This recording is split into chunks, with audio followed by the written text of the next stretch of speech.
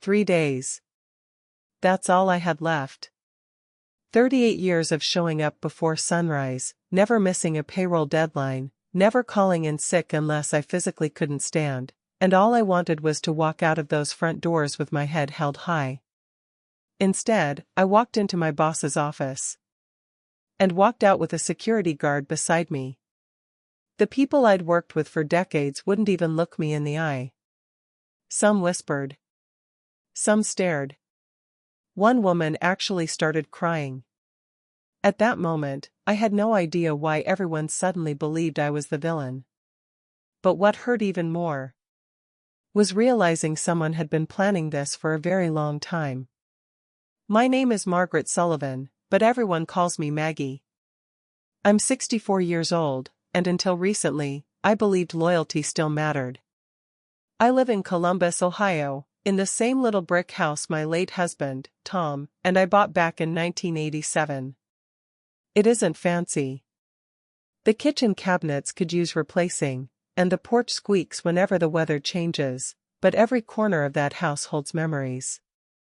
After Tom passed away from cancer 7 years ago, work became more than a paycheck. It became my routine.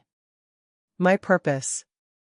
Every morning at 5:30, I'd make coffee in the same old ceramic mug that read "World's Best Grandma," feed my golden retriever Daisy, and drive 20 minutes to Midstate Industrial Systems, a manufacturing company where I'd spent nearly 4 decades processing payroll.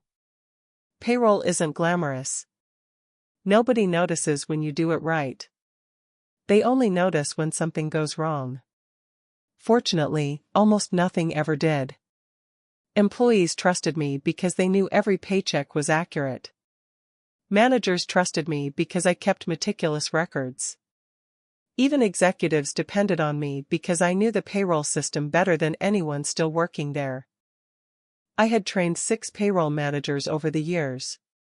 5 had left for bigger companies. 1 became vice president. People joked that I was part of the building's foundation. I laughed every time. Deep down, I took pride in it. My retirement plans weren't extravagant. I'd finally replace the old fishing dock behind my sister's lake cabin. Watch my granddaughter Grace play softball without asking for vacation days. Maybe even volunteer at the local animal shelter twice a week. For the first time in years, life felt peaceful. Or at least, I thought it did. About 8 months before my retirement, everything changed. The company hired a new chief financial officer named Daniel Cross. He arrived wearing expensive tailored suits and talking about modernizing operations. Every meeting sounded the same. Efficiency. Optimization. Reducing unnecessary costs. He smiled often, but it never reached his eyes. The first time we met, he walked into payroll with a tablet tucked under his arm. "So," he said, looking around the room, "this department still prints paper reports?" I nodded. "We keep hard copies for audits." He gave a little laugh.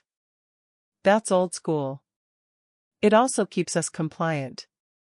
For just a second, our eyes met. Something about the way he looked at me made my stomach tighten. Like I'd already been categorized. Old. Expensive. Replaceable. After that, strange things started happening. Files disappeared from shared folders. Access permissions changed overnight. Long-standing procedures suddenly required Daniel's approval. He kept bringing in outside consultants who asked endless questions about payroll, retirement accounts, and employee benefits. None of it made sense. Payroll had passed every audit for years. When I asked why we needed so many reviews, Daniel smiled. "Just preparing for the future." Future. That word stayed with me.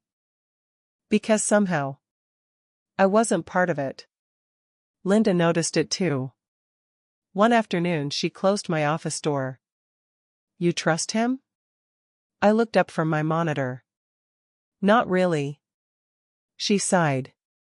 I've heard he's replacing senior employees with contractors. I shrugged, pretending it didn't bother me. I'll be gone in a week anyway. Linda frowned. I don't think that's what this is. What do you mean?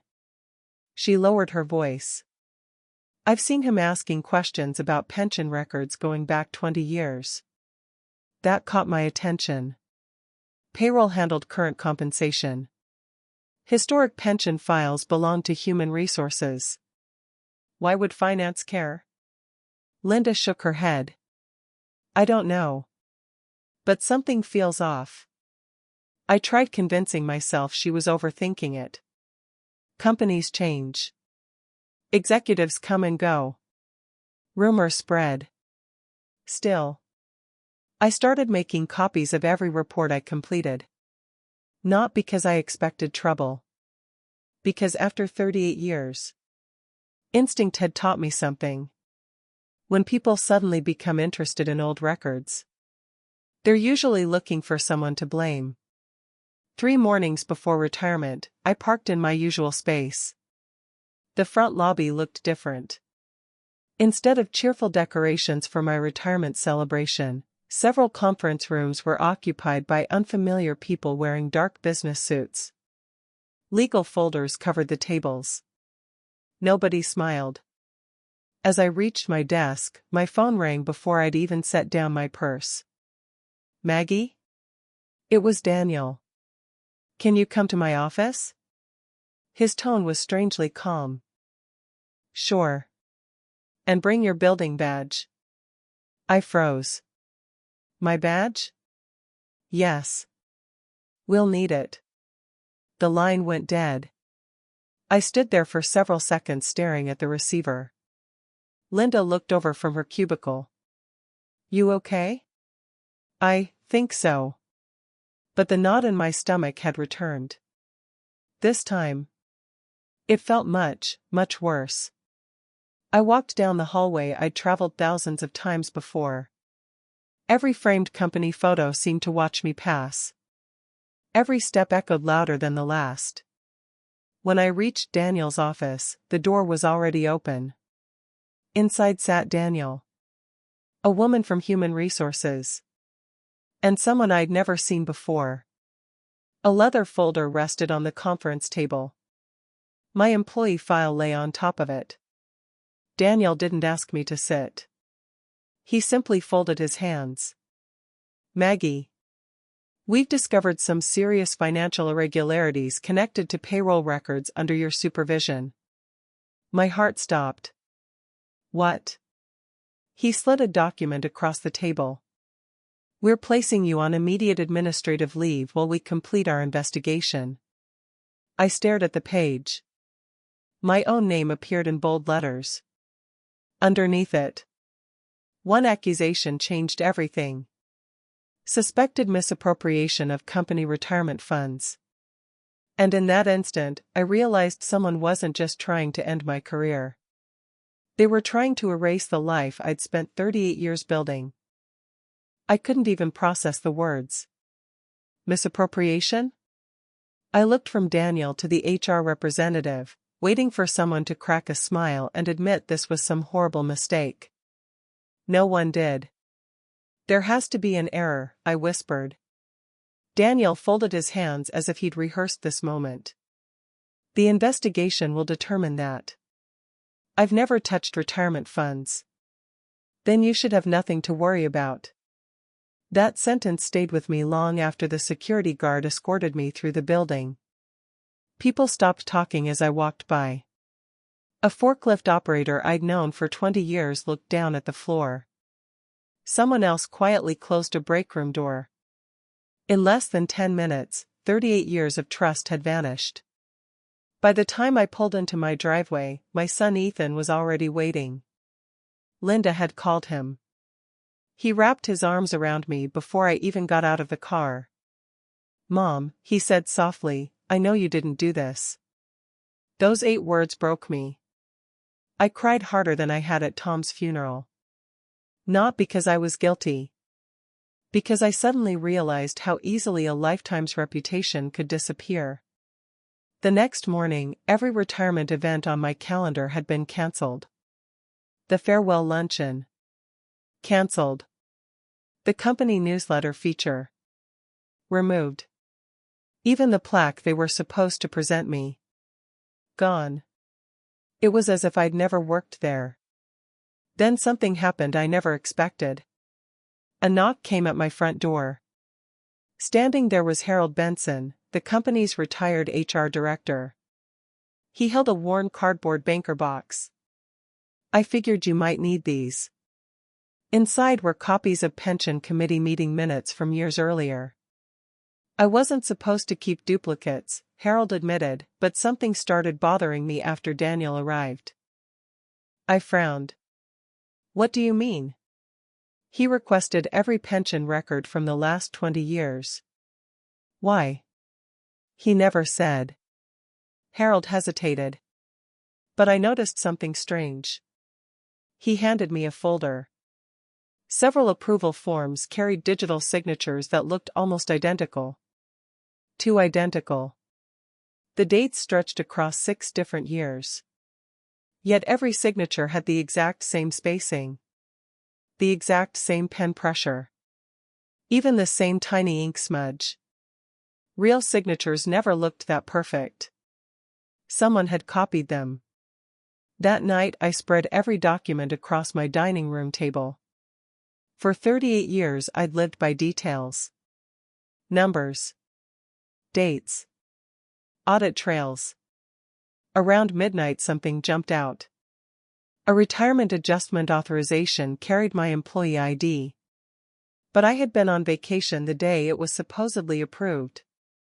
I opened an old photo album. There it was. Pictures of Tom and me in the Smoky Mountains. The date stamp matched. I couldn't have been sitting at my office computer. Someone had used my credentials. Suddenly this wasn't about proving my innocence. It was about discovering who had stolen my identity inside the company. Linda called the following morning. I found something. She whispered so quietly I could barely hear her. The IT department disabled your account. I figured. But they forgot something. What? The system keeps automatic login history. My pulse quickened. And? There were multiple logins under your username, after you had already gone home. Who accessed them? I can't see names. But every login came from the executive finance floor. Silence filled the line. Payroll wasn't even located on that floor. Only one department had access there. Finance. Daniel's department. I contacted an attorney specializing in employment law. She listened without interrupting. When I finished, she asked one question. Do you have evidence someone else accessed your account? I think I'm getting there. Keep digging. Why? Because companies rarely accuse long-term employees without preparing a defense first. That sentence chilled me. This hadn't happened overnight. Someone had spent months building a case against me. Then Linda made the discovery that changed everything. She called me after work, barely able to breathe. Maggie, remember those outside consultants? Yes. I found out who hired them. Daniel? No. The board never approved them. What? They were billed through a shell consulting company. I stared at the phone. A shell company? It shares the same mailing address as Daniel's previous employer. Everything suddenly fit together. The fake audits. The missing records. The copied signatures. The sudden accusations. Someone wasn't cleaning up financial mistakes. They were creating a scapegoat. And I was 3 days from retirement. If I disappeared quietly, no one would question it. My attorney subpoenaed company records. 2 weeks later we sat inside a conference room reviewing thousands of financial transactions. Then she stopped. Look. Over 18 months, small amounts had been transferred from dormant retirement accounts into administrative holding accounts. Never enough to trigger automatic alerts. Always under reporting thresholds. Millions of dollars. Moved a little at a time. Then redirected through consulting invoices. Every approval carried either forged executive signatures or mine. Daniel hadn't stolen one fortune. He'd stolen hundreds of tiny pieces, counting on no one to notice. Until he needed someone else to blame. 3 months later, the company called a special board meeting. For the first time since I'd been escorted out, I walked back through those front doors. People stared again. This time for different reasons. Daniel sat confidently at the end of the conference table. He smiled when he saw me. That smile disappeared as my attorney rolled in 3 large evidence boxes. The board chairman spoke first. "We're here to determine responsibility." Daniel stood. As I've maintained from the beginning, Ms. Sullivan had unrestricted access. My attorney interrupted. Actually, she projected login records onto a screen. Then security badge reports. Then surveillance footage. There it was. Daniel entering the executive finance office at 9:47 p.m. Using my credentials. On the exact night fraudulent authorizations were created. The room fell silent. Daniel's face lost all color. He tried speaking. Nothing came out. Then came the final blow. Harold testified that Daniel had ordered decades of pension files destroyed after they were digitally scanned. Except Harold had quietly kept certified copies. Those copies exposed every forged approval. Every altered document. Every fake audit. Everything. The board immediately suspended the meeting. Federal investigators waiting outside entered the room. One of them walked directly toward Daniel. "You'll need to come with us." For the first time since I'd met him. He looked afraid. 6 months later, I received an invitation from Midstate Industrial Systems. The board had replaced nearly every senior executive. They wanted me back. Not to work. To receive the retirement celebration I'd been denied. I almost declined. Then Ethan said something I'll never forget. "They don't deserve your forgiveness. They deserve to see your dignity." He was right. The cafeteria was packed. Employees stood before I even entered. Some cried. Others applauded. Linda hugged me so tightly neither of us could speak. The new CEO handed me my retirement plaque. This should have happened the first time. I smiled. It happened when it mattered. Today I'm happily retired. I rebuilt the dock at my sister's lake cabin. I never miss one of Grace's softball games. Every Friday, Daisy and I volunteer at the animal shelter. Life isn't perfect. But it's peaceful. Looking back, I understand something I wish I'd learned years earlier. Loyalty is valuable. Blind loyalty is dangerous. Companies can replace your position. They cannot replace your integrity. If you know the truth, protect it. Keep your records. Trust your instincts. Because sometimes the greatest victory isn't getting revenge. It's refusing to let someone else rewrite the story of your life. And that's exactly why, when people ask me what I remember most about retirement, I don't remember the accusation. I remember walking back into that building with my head held high. Knowing the truth had finally caught up with the lie.